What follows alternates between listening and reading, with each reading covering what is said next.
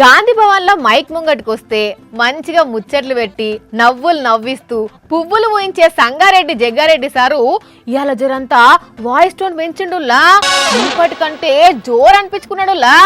అవును, అట్లని నవ్వులు లేవా పంచులు లేవా అంటే అన్నున్నాయి.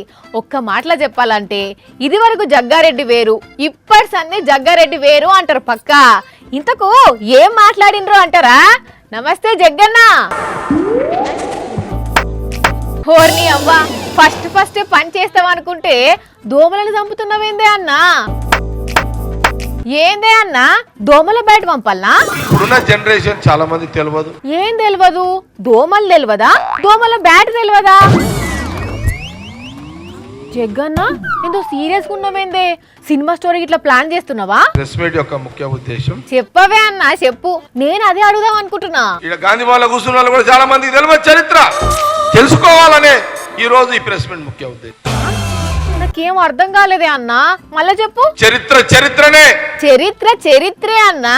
చరిత్రని ఎవ్వలు ఎకనామిక్స్, ఇదేమి బీకామ్ లో ఫిజిక్స్ కాదు కదా.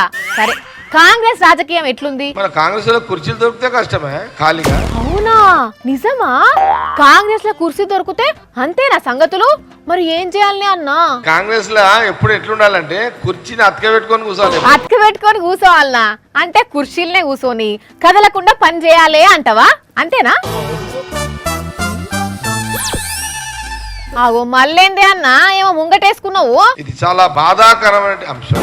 ఏమున్నది అన్న పేపర్లా గంతగనం బాధాకరమైన ముచ్చట అంటున్నావు? దాంట్లో కూడా ఉన్నది కదా కోవట్లు. బిగ్ బ్రేకింగ్ న్యూస్, కాంగ్రెస్ పార్టీలో కోవట్లు. గాంధీ భవన్ ప్రెస్ మీట్ లో పటాపంచలు చేసిన సంగారెడ్డి జగ్గారెడ్డి. ఇంతకు ఎవలే అన్న కోవట్లు? అదొక చరిత్ర అంటే ఏంటిది అన్న?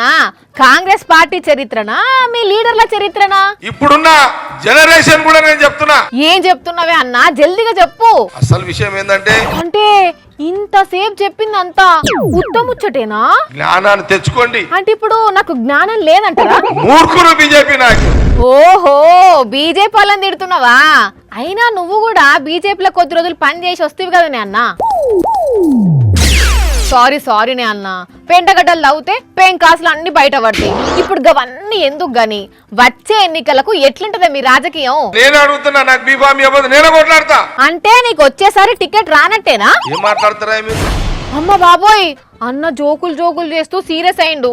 ఇక అయితేనే ఉంటాడు గాని ఇక ఉంటేనే అన్న. నమస్తే. గాంధీ భవన్ నుంచి కాంగ్రెస్ పార్టీ మిమ్మల్ని ప్రశ్నిస్తుంది.